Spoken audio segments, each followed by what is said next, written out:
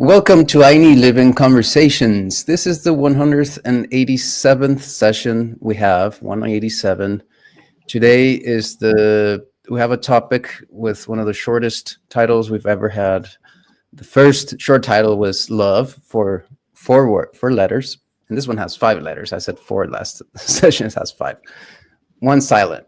Yeah. Light. And when I was trying to make a description about this, I was thinking about, is this going to be about the description of light? Is this going to be a scientific exposition about what light is? And no, since I've been, doing the reading from the Owl Council House Cycle 1 training curriculum, I've been learning about how light is the fuel that runs all the machinery, and that's a bad word.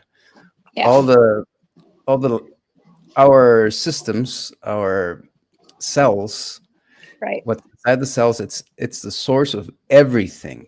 Yes. Light is everything. Yes, it is. So, and you're going to tell us more about that. And I want to welcome everyone that is coming to this show or watching it recorded. And please settle in, get comfortable, and get ready for this, to get enshrined by this amazing topic of light. So how'd you been? How's the light? It's good. So the light we see is as critical to our health as the air we breathe, the food we eat, and the water we drink. And say that again. Yeah, that's the light we see is as critical to our health as the air we breathe, the food we eat, and the water we drink. That's interesting. And no one ever thinks about that. Yeah, and may I comment that since it seems such an immaterial thing, right? That we just don't want to. I mean, this physicality stuff is kind of natural to us, I guess, in a way where, hey, I can't touch it. So it must be not that important, but then it's right, just important. Right. So Thomas Edison's invention of electric light brought us many benefits and the illusion that we can now control the night. But that's an illusion. And living indoors under inadequate light during the day and using the wrong electric light during the hours of darkness, especially today's energy-efficient blue-rich fluorescent and LED lights, disrupts our circadian clocks and triggers or exacerbates a whole wide range of illnesses, including cancer. Women who have never seen electric light rarely get breast cancer. So in those poor, undeveloped nations that we want to enrich with our light, they don't get breast cancer, but we do. Why do we want to do that to them? Why do we want to share our breast cancer with them? So in contrast, women who are regularly exposed to bright electric light after sunset have cancer diagnosis rates that are 5 or more times higher than women who have no exposure to electric light. And we think they're so fucking backward. Light at night suppresses the production of the hormone melatonin. Melatonin has powerful effects in suppressing the growth of cancer tumors. Go figure. Right. Our bodies are precisely timed carbon-based organisms with circadian clocks in virtually every cell of our body, all coordinated by the master pacemaker called the suprachiasmatic nucleus, or the SCN.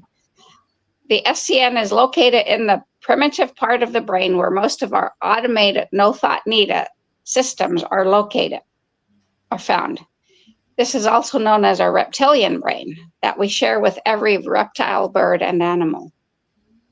As long as we lived in the natural world of regular dawns followed by bright sunlight and dusks followed by dim moonlight, all these millions of clocks in our bodies operated in harmonic synchrony.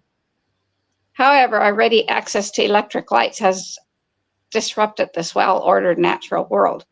The loss of the natural contrast between day and night disrupts our delicate circadian timing system, allowing the multitude of clocks in our bodies to drift apart and be out of sync with each other like a discordant orchestra. When that happens, our body's natural defense against cancer and other threats is disrupted. By 2007, get this, we are, 18 years later?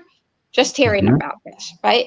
By 2007, enough research had been accumulated for the WHO International Agency, the World Health Organization, International Agency for Research on Cancer, to classify circadian disruption caused by exposure to light on the night shift as a probable carcinogen.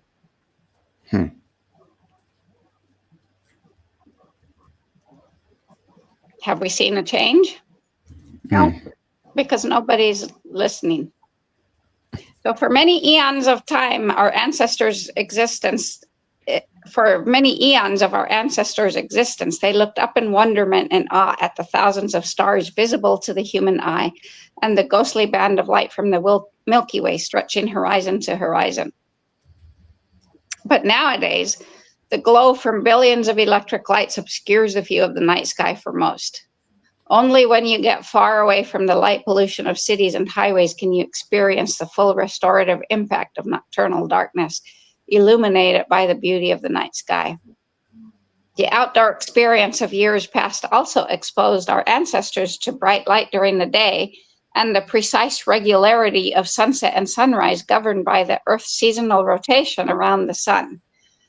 Because of our convenience or comfort, the average person today spends less than 8% of their time outdoors exposed to natural levels of lighting. On a cloudy, overcast day, we are exposed to about 10,000 lux of light. And when it is sunny, light levels rise to 50,000 lux and even to 100,000 lux. After sunset, the light levels drop to 0.000001 lux on a dark, cloudy night and 0.2 lux under the brightest light of a full moon. But indoors, whether it is day or night, we get only 50 to 500 lux of illumination from our electric lights. So 1/10, less than 1/10, one 1/100th or 1/1000th, right? So mostly we live indoors in a constant twilight of electric light that is typically 1,000 times, 1,000 times dimmer during the day than natural sunlight and 1,000 times brighter after dusk than even the brightest moonlight. So our losses from being indoors are far greater than missing the full beauty of nature. The impact on the human body of becoming untethered from the natural day-night cycle is profound. And let's also consider the harm our outdoor lighting does to all other species of our flora and fauna. A professor in Colorado recreated the lighting conditions of the bygone pre-electric era in the summer of 2012 by taking groups of male and female volunteers camping deep into the Rocky Mountains. He had them spend a week without flashlights, electronic cell phones, or any other electric light source. They could have campfires and nothing electrical. He recorded each of the volunteers' daily living environment for a week before this experiment. Some were early risers and others were late evening types. He also measured their levels of light exposure throughout their days and nights, and he measured the timing of their melatonin production, a marker of the timing of the internal circadian clock. So when these camping trips were taken in the summer with 14-hour days and 10-hour nights, the timing of sleep and melatonin rhythms shifted 2 hours earlier under the natural light-dark cycle. They woke up much more alert in the mornings because their internal circadian clocks had become fully synchronized to natural nighttime. When the camping trips were repeated in the winter with 10-hour days and 14-hour nights, they fell asleep 2.5 hours earlier in the evening and woke up at the same time. So they were sleeping for 2.5 hours longer each night. Their exposure to much brighter daytime light levels and natural darkness at night caused their sleep timing and melatonin production in both summer and winter seasons to become tightly synchronized. disrupt a natural day-night cycle. This story gets even more interesting when we look at the difference between the campers who were morning people versus those who claim to be night owls. When exposed to the much brighter outdoor light levels during the day and the absence of electric light at night, let me say that again, all the campers synchronized to the same natural day-night cycle, almost erasing the significant differences seen when they were at home living with electrical illumination. So this myth of I'm a night owl is just that. It's a myth. Okay. It's your body operating on an absolutely unnatural time frame. Oh, I'm a morning person. Just that's a myth. It's all a myth. Because we're so disconnected. Disconnected. So this evidence suggests that the differences in individual sleep-wake cycles are because of lack of natural bright daylight and too much light at night. From these studies, it was clear that electric light has profoundly changed our orientation to both day and night, not only with respect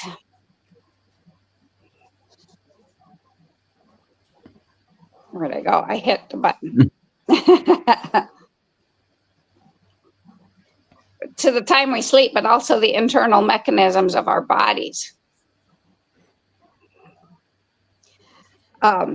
We are no longer tightly in step with Mother Earth's daily rotation on her axis or her yearly rotation around grandfather sun. We are no longer tightly in step with grandmother's moon rotation around us. Sleeping with lights on is common. However, the people who sleep with lights on in the bedroom have almost twice the rate of obesity. Let me say that again. People who sleep with lights on at night in the bedroom have almost twice the rate of obesity, diabetes, and high blood pressure compared to elderly people who sleep in the dark. The various physiological systems in the body, heart, liver, kidneys, lungs, each have their own circadian rhythms, which are usually all tightly synchronized via hormonal and neural circadian signals. When the natural dark light cycle is disrupted, either by continually leaving the lights on or shifting the daily timing of light and dark, the different body systems drift out of sync. The best example of this is an orchestra where the conductor usually keeps the instrument players in sync with his baton. If the orchestra no longer sees or ignores the conductor, the different players can get out of sync and the orchestra is not fun to listen to because it's just all discordant. So our body is just like this. And 99.9% of us, our bodies are discordant because we're not timed with the natural light.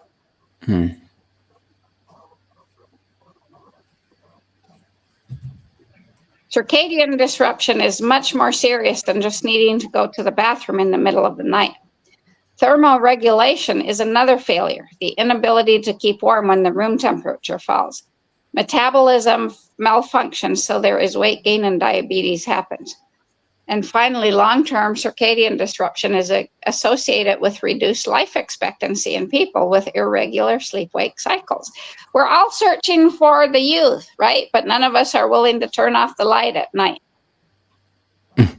We got to be night owls. We got to go dancing at 9 o'clock at night, right?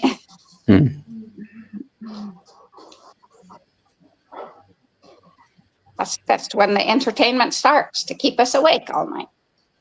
So the master circadian clock was discovered in the brains of hamsters and rats in 1972. It is a pair of tiny pinhead-sized cluster of nerve cells in our hypothalamus that is called the suprachiasmatic nucleus, or the SCN. The SCN master clock receives information about the timing of day and night from special receptors in our eyes that detect illumination levels in our environment. It took another 8 years after that before the human SCN clock was discovered. Science now knows that the daily light-dark cycle is the most powerful synchronizer of human circadian rhythms, but it was not known until 2017 that the biological clocks inside our cells could measure time precisely and reliably. And since then, also the central role of melatonin, a hormone produced by our pineal gland, has become known. And now science knows that when melatonin is suppressed by electric light, the timing signal is lost and circadian disruption occurs. Melatonin's central role is to serve as a signal of biological night, which helps all the cells in the body, which helps keep all the cells in the body in sync with the light-dark cycle, whether it is natural day or night or distorted by the use of electric light. And the next and most surprising discovery was the role of blue wavelengths in white light in signaling day and night. The narrow part of the light spectrum that is sky blue color is responsible for synchronizing the circadian clocks to Mother Earth's dark light day-night rotation. The light that illuminates us is composed of a rainbow mix of colors that fuse to form the white or yellowish color we normally observe. We only get to see the array of the separated colors of the rainbow when sunlight falls on a piece of crystal or raindrops in the sky. Then we get to admire the violet, blue, green, yellow, orange, and red hidden in the visible light spectrum. So how did sky blue become the critical time of day signal?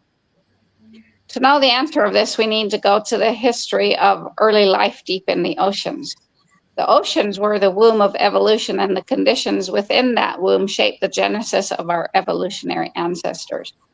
The ocean water absorbs all the rainbow colors of the sunlight spectrum except sky blue. So it absorbs violet, green, orange, and red components.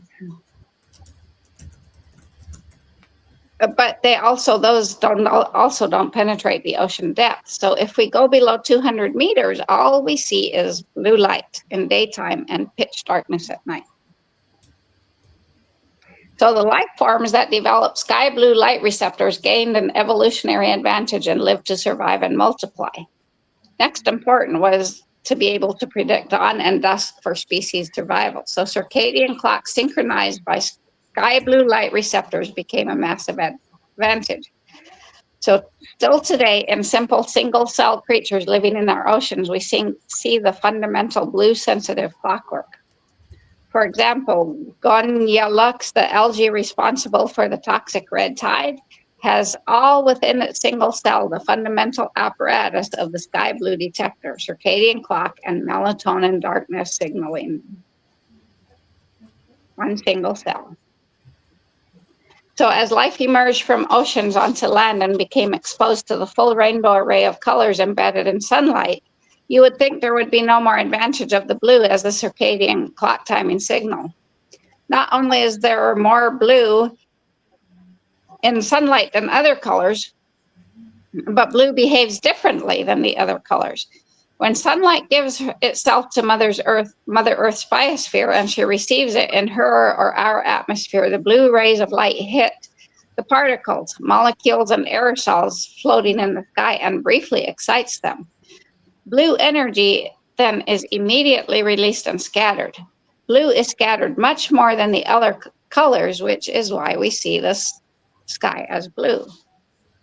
And it's amazingly close to the narrow spectrum of blue that penetrates the ocean depths. So blue as daytime is biologically familiar to all of us, every single organism, from living one-celled organisms on up. There is a mystical time just before dawn and just after dusk that is called the blue hour. It's not actually an hour, it's closer to only 20 minutes in length. For example, in the 2 seasons of the year, when the sun sets at 6 p.m., the blue hour lasts from 6:10 to 6:30 in the evening. And this would be the vernal equinox, the spring equinox, and the autumnal equinox. And this is when the sun is 4 to 8 degrees below the horizon. And it similarly lasts from 05:30 to 05:50 in the morning before the sun rises at 6 a.m. This blue hour tracks dawn and dusk according to the local latitude and longitude with the seasons of the year. And I'm going to rephrase that and say that's solstice time, because I know right now the sun is not rising that early. But I know that for 46 days now, I have been getting my butt out on days it's not raining. to be in that blue-rich hour, and it's the best thing I could have ever done for my health. So this blue hour tracks the dawn and dusk according to local longitude and latitude with the seasons of the year. So why does the sky turn deep blue after the sun falls below the horizon in the evening, and again before the sun rises at dawn? A French chemist discovered that ozone, which is concentrated in a layer about 15 miles above us, acts as a color filter. Ozone absorbs the yellow, orange, and red parts of the light spectrum, but lets blue pass through, creating that deep blue sky during the blue hour. So 3 entirely independent laws of physics, which are seawater light absorption, light scattering, and ozone filtering, all conspire to provide the critical blue signal, which indicates the time of day to all life forms on our rotating mother. Our appetites, whether it is for sugar, salt, or anything else, when taken to excess, is not so good for our health, and so it is with light. Turning up the electric lights at night allows us to enhance the beauty of our indoor surroundings. So the flick of switch availability of cheap electric illumination triggered our appetite for bright light after grandfather sunsets. As a result, for the first time in human history, the total amount of sky blue light that reached our eyes after dark was increased to higher levels than is good for human health. But we can't stop there. The momentum of progress and the desire for more beautiful light drove human ingenuity to create wider, brighter, and more energy efficient lights. So fluorescent lights delivered 10 to 15% blue content instead of the 4% of incandescent bulbs. And now with the LEDs, we get 20 to 25% blue content. 2 Nobel Prizes awarded in 2014 and 2017 illustrate how a breakthrough in physics can wreak medical havoc. In 2014, the Nobel Prize for Physics was awarded to 3 Japanese scientists for inventing the blue pump LED light. These lights emit a spike of blue light, which is not a problem during the day, but harmful to human health at night.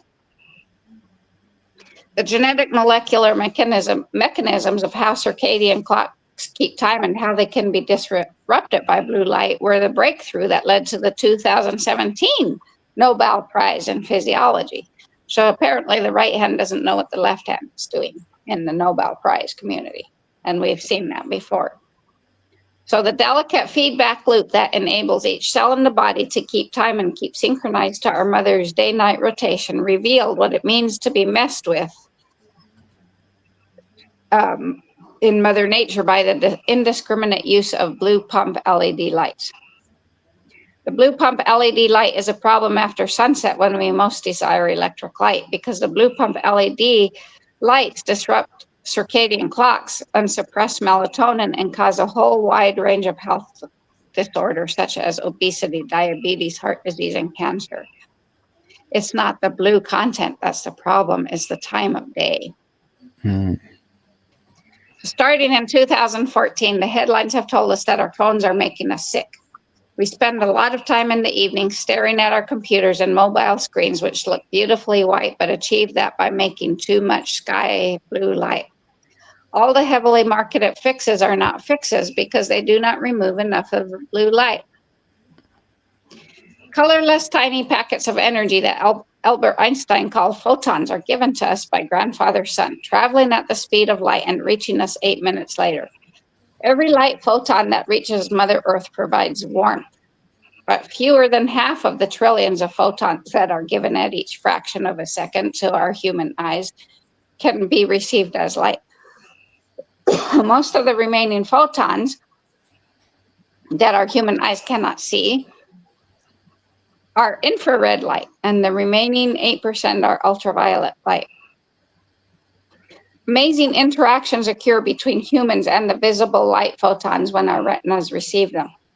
Some photons that arrive from grandfather sun, or those that are reflected off of objects in our surroundings, are perceived visually by us as colors.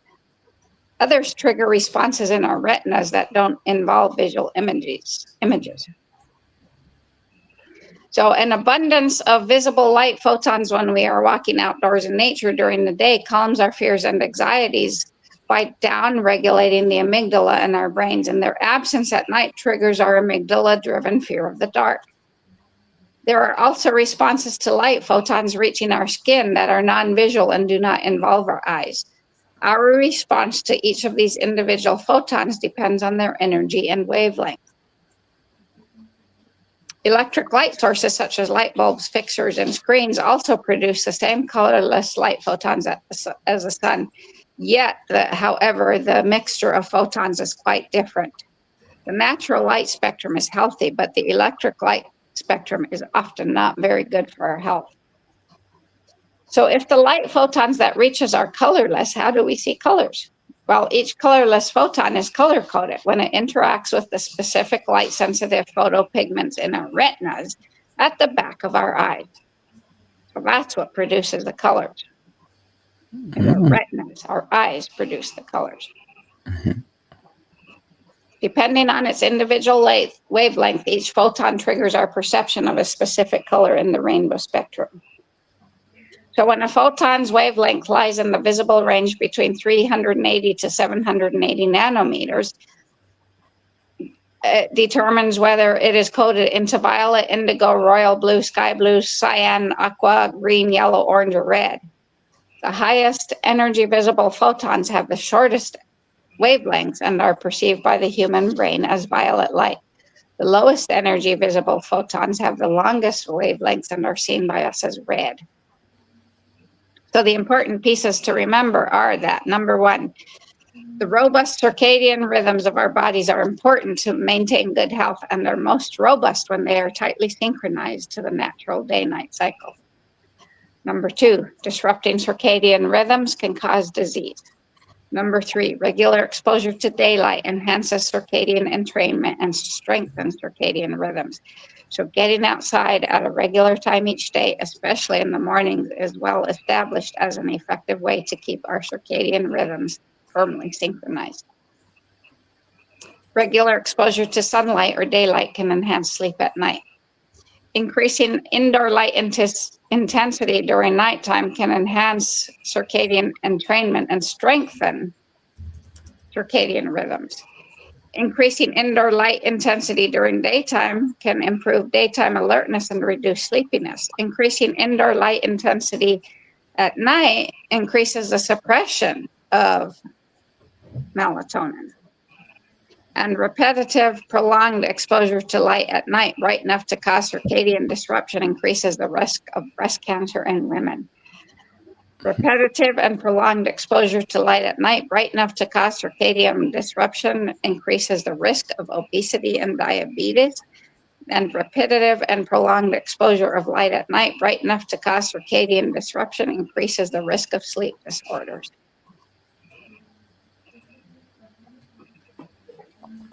That's a whole lot of stuff, huh? Yeah. Yep, it is. Wow. Hey, you know what? It makes me think of. I mean, this all makes a lot of sense, and it's very, very helpful. But reminds me of there was this guy that went into this tribe in the Ecuadorian Amazon. Yeah. And he's like, he goes with the tribe, and he's like, he's recording. This is a tribe in first stages of contact. This is a tribe that was never fully contacted or still recently. Right. So they're like very, very as in their ways. And so he would, it was funny because he was like, he's recording and he's like, man, out of all the things that I would, that I thought would be the hardest of coming here, one of the hardest things I have is dealing with this, the fact that these guys that will wake up in the middle of the night and will have a party all night and have a totally disarranged kind of sleep. And those guys don't have electricity. And so it's interesting. Well, and Alexis, my daughter, who's an archaeologist, has mentioned this, that there's this second sleep. Mm-hmm. that they have found, and this guy didn't mention anything, this author didn't mention anything about that, that if we go to sleep with sunset, we're going to wake up around midnight and we're going to party like crazy and then go back to sleep. And that's natural. Okay. Yeah, something like that. Yeah. That's totally natural. Yeah. And I guess they don't do it every day, but Well, I would imagine it's more around the full moon that it's around the full moon. Exactly. That's it. Because of the bright light of the full moon. Yeah. Yeah. Like come out and like, yeah. So, but this is very helpful and it's a calling to, and I guess to a certain level, we all want to get away from the screens and a life that has been captured by the internet, by the digital realm, and we want to go back to this natural light, to this natural living. Yeah. And that's possible. That's possible. It's not easy, but it is possible, and we want to invite people to. That's part of what we are doing here. Yeah. Doing this for is so that we can create that opportunity for people to join a life, to come to a life in nature, in balance, in harmony. Right. Without, of course, because there's this idea, like, remember that geophysicist, like, oh, we got to go back to the Stone Age. It's like, no. But that's what we don't understand. There's nothing stone about the Stone Age. Right. It's just, we know very little really about, or we know enough to know that just because they didn't have thousands of storage lockers to storage units to store all their extraneous stuff means they were more primitive than we are. Really? That's basically the only difference. Yeah, and I'm writing this essay called Artificial Intelligence versus Ancestral Intelligence. Right. And it's basically that. It's just a whole bunch of stuff, of junk with shiny lights that we are just kind of addicted to. Yep. And of course, it causes a lot of distress. And the definition of artificial comes from the word artifice. And the definition of an artifice is something that distracts you, that deceives you. Yeah. Yep. Oh, so do we want to be in this theft-based intelligence, or do we want to be in real life intelligence? Because there's no other means here in this planet. We are here to experience biological life. Right, not technosphere life. Exactly. Yeah. So you talk a lot about this, and you write a lot about this, and you share a lot on the curriculum. So next week we're going to talk about the technosphere. We're going to talk about time. Oh wow, time in the technosphere. Right. Cool. And the in-depth version of all of this you will find in the curriculum of Owl Council House training program. Right. Which you can. This is not something you can buy. It's not something that. It is a gift, but it's only a gift to those who are going to, I think about this all the time about gift economy and about gifting, where you gift something to someone and they just throw it away. That's so common. So that's the balance where, some people, well, I have to charge something for this because that's the only way that people will value it, right? Well, so because our values are all skewed up. Right. So you've solved that by gifting this opportunity to people with the exchange of being committed to participating. Right. Well, and what is the training program? It's a resilient, self-regulating, self-providing, inclusive, beyond blood, kinship, ranching enterprises training program, which means we're going to teach you how to freaking farm. What does I mean, beyond blood kin means? Because the only way you can farm nowadays is if your family passes it down to you. right. So we have And there ain't no other rancher out there willing to do that. And I've been farming for only 10 years, and I'm willing to do it. there's nobody willing to Nobody. take people in. Even the eco villages around the world, they're very limited. limited. And they fall also for many of the psyops and other Oh yeah, they do. Yeah. Situations that we really need to be also self-reliant on mentally, right, in the information, in the knowledge we have. We need to also be independent, be able to have our own criteria. And why do they not? Because it's a hassle. It's absolutely a hassle to take people on, but then we have to shift into, we have to share it, and we have to shift into that life that is the only life that is possible here. Yeah. This other life, this city, industrial, militarized life, you are seeing where it's coming to an end quickly. You're seeing how where that's taken us to. So yeah. No need to tell you where that's going. So let's spend a few minutes talking about predictions. We've talked about the Saturn Neptune conjunction that is going on right now. They're getting closer and closer in the sky. They're less than 1 minute apart, which is thousands of light years, but they're closest they've been in 36 years. However, the last time they were in the constellation of Sagittarius, the Archer, 36 years ago was 1989. 1987, we had the New York Stock Exchange crash. So what does that tell you? There's going to be a financial crash in the next 2.5 years. Absolutely and totally going to be a financial crash. It has to, because that's how cycles work. When Saturn and Neptune come together, empires are made and empires are disrupted. So in the East Indian Vedic astrology, when we look at astrology without looking at the sky, and I use a website called theskylive.com that comes from a telescope that shows me where the planets are. It gives me their right axis, which is their north to south, and then their east to west. The north to south is in east to west is in minutes and hours. North to south is in degrees. It's like the longitude, latitude.